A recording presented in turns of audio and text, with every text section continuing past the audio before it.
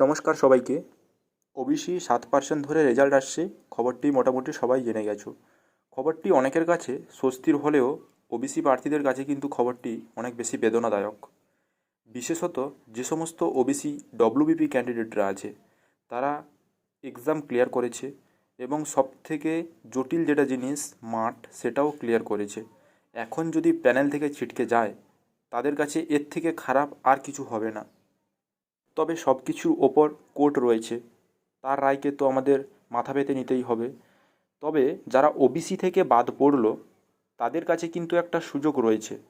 তারা যদি চায় ইডব্লিউএস সার্টিফিকেট বের করে তারা কিন্তু কী করে অ্যাড করতে পারে। তার জন্য 14 থেকে 20 আগস্ট একটা এডিট উইন্ডো দেওয়া হবে। এখন সবথেকে বড় প্রশ্ন হলো এই এক সপ্তাহের মধ্যে কী করে ইডব্লিউএস বের করবে। আসলে যারা ইডব্লিউএস সার্টিফিকেট বার করে তারা জানে একটা ইডব্লিউএস সার্টিফিকেট বার করতে কতটা সময় লাগে। এখানে মূলত সেই সমস্ত ওবিসি প্রার্থীদের কথাই বলা হয়েছে যাদের ক্যাটাগরি নতুন ওবিসি লিস্টে না থাকায় তারা কিন্তু দেখতে পেয়ে আগে থেকে সতর্ক হয়ে ইডব্লিউএস সার্টিফিকেটটি বের করে রেখেছিল। মূলত এই এডিট অপশানটা যে আসবে এই এডিট উইন্ডোতে কিন্তু তারা এটা কাজে লাগাতে পারবে, কারণ স্বভাবতই এই 6 দিনে কি 7 দিনে কোনো মতেই একটা ইডব্লিউএস সার্টিফিকেট বার করা সম্ভব নয়, সেটা সবাই জানে। এখন আরেকটি প্রশ্ন সবার মনে ঘুরপাক খাচ্ছে যে যে সমস্ত ইউআর ক্যান্ডিডেটরা 2024-এর ডব্লিউএপির যে ফর্ম ফিল আপ হয়েছিল সেখানে তারা ইউআর দিয়ে ফর্ম ফিল আপ করেছে, কিন্তু এখন এই ওবিসিদের জন্য একটা এডিট অপশান আসবে।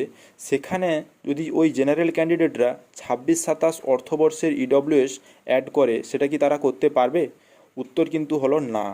কারণ স্পেসিফিক্যালি নোটিশে বলে দিয়েছে যে সমস্ত ওবিসি প্রার্থীরা বাদ পড়েছে লিস্ট থেকে সেই সমস্ত প্রার্থীরাই কেবল এই এডিট অপশান আসবে, সেই এডিট উইন্ডোতে তারা কি করতে পারবে, তাদের ইডব্লিউএস যদি সার্টিফিকেট থাকে সেটা কিন্তু অ্যাড করতে পারবে। এখানে কিন্তু খুব ভাইটাল একটি পয়েন্ট, জেনারেল যে সমস্ত ক্যান্ডিডেটরা ছিল তারা কিন্তু অ্যাড করতে পারবে না।